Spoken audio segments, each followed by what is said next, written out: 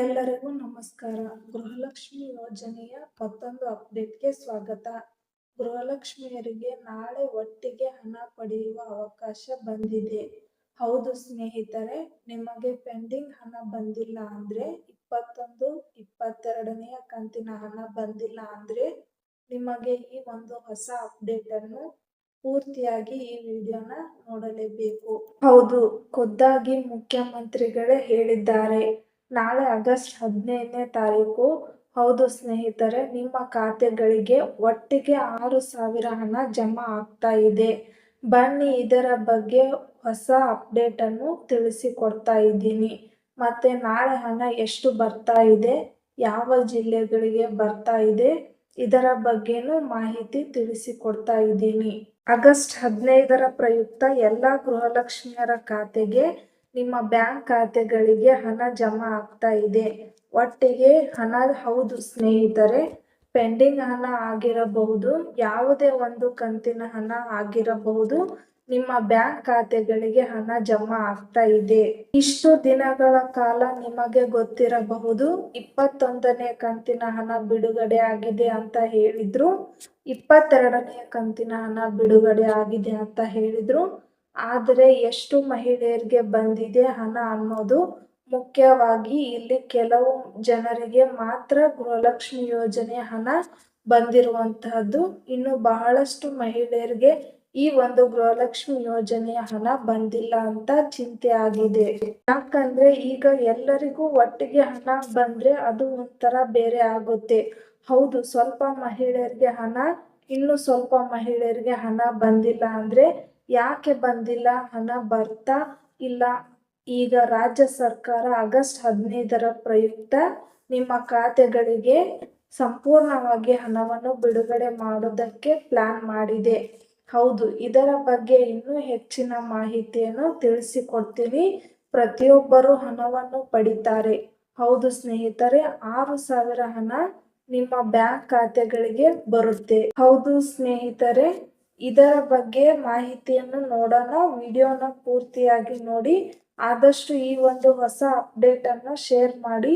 ಹೌದು ಸ್ನೇಹಿತರೆ, ನಿಮಗೆಲ್ಲ ಗೊತ್ತಿರಬಹುದು, ಈಗಾಗಲೇ 21ನೇ ಕಂತಿನ ಹಣ ಬಿಡುಗಡೆ ಹಂತದಲ್ಲಿದ್ದು, ಕೆಲವರಿಗೆ ಹಣ ಆಗಲೇ ಬಂದಿದೆ. ಈಗ ನಿಮಗೆ ಗೊತ್ತಿರುವ ಪ್ರಕಾರ 21ನೇ ಕಂತಿನ ಹಣ ಬಿಡುಗಡೆ ಆಗಿದೆ. ಅದರಲ್ಲಿ 22ನೇ ಕಂತಿನ ಹಣ ಕೂಡ ಬಿಡುಗಡೆ ಆಗಿದೆ ಅಂತ ಹೇಳ್ತಾರೆ. ಆದರೆ ಇಲ್ಲಿ ಬಹಳಷ್ಟು ಮಹಿಳೆಯರಿಗೆ ಈ ಒಂದು 22ನೇ ಕಂತಿನ ಹಣ ಬಂದಿಲ್ಲ. ಹಾಗಾದ್ರೆ ಇಲ್ಲಿ ಖುದ್ದಾಗಿ ನಿನ್ನೆ ಮುಖ್ಯಮಂತ್ರಿಗಳು ಸಭೆಯನ್ನು ನಡೆಸಿದ್ದರು.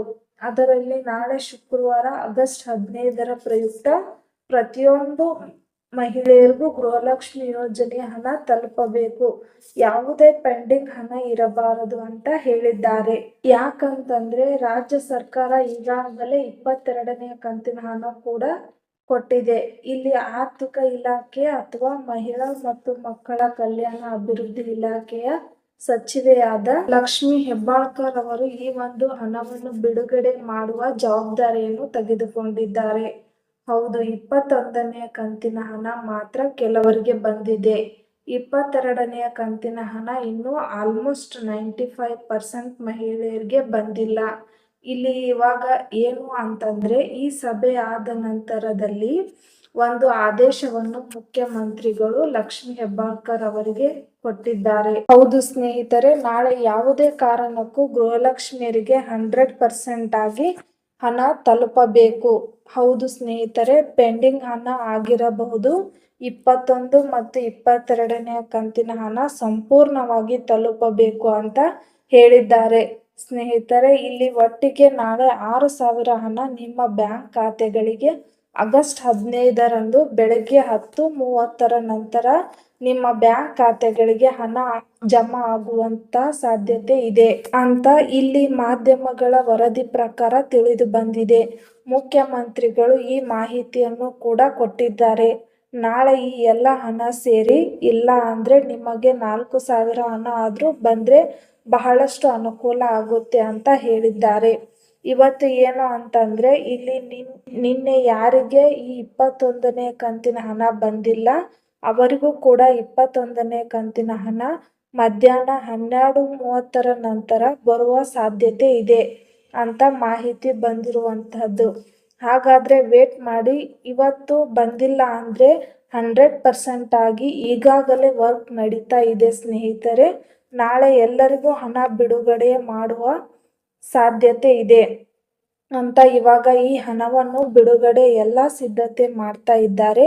ಒಟ್ಟಿಗೆ ಪೆಂಡಿಂಗ್ ಹಣ 21, 22ನೇ ಕಂತಿನ ಹಣ ನಾಳೆ ನಿಮಗೆ ಆಗಸ್ಟ್ 15ರ ಪ್ರಯುಕ್ತ ನಿಮ್ಮ ಬ್ಯಾಂಕ್ ಖಾತೆಗಳಿಗೆ ಬರ್ತಾ ಇದೆ. ಅದಕ್ಕೆ ನೀವು ತಾಳ್ಮೆಯಿಂದ ವೇಟ್ ಮಾಡ್ತಾ ಇರಿ. ಸರಿ, ಹಾಗಾದ್ರೆ ಇವತ್ತು ಬರಲಿಲ್ಲ ಅಂದರೆ ನಾಳೆ 100% ಆಗಿ ನಿಮ್ಮ ಬ್ಯಾಂಕ್ ಖಾತೆಗಳಿಗೆ ಈ ಒಂದು 6,000 ಹಣ, 21, 22ನೇ ಪೆಂಡಿಂಗ್ ಹಣ ನಿಮ್ಮ ಬ್ಯಾಂಕ್ ಖಾತೆಗಳಿಗೆ ಜಮಾ ಆಗುವ ಸಾಧ್ಯತೆ ಇದೆ. ಹಾಗಾದರೆ ಯಾರಿಗೆ ಹಣ ಬಂತು, ಯಾರಿಗೆ ಹಣ ಬಂದಿಲ್ಲ ಅಂತ ತಪ್ಪದೇ ಕಮೆಂಟ್ ಮಾಡಿ ಹೇಳಿ. ಈ ವಿಡಿಯೋ ನಿಮಗೆ ಇಷ್ಟ ಆದಲ್ಲಿ ತಪ್ಪದೇ ಸಬ್ಸ್ಕ್ರೈಬ್ ಮಾಡಿ, ಲೈಕ್, ಶೇರ್ ಮಾಡಿ.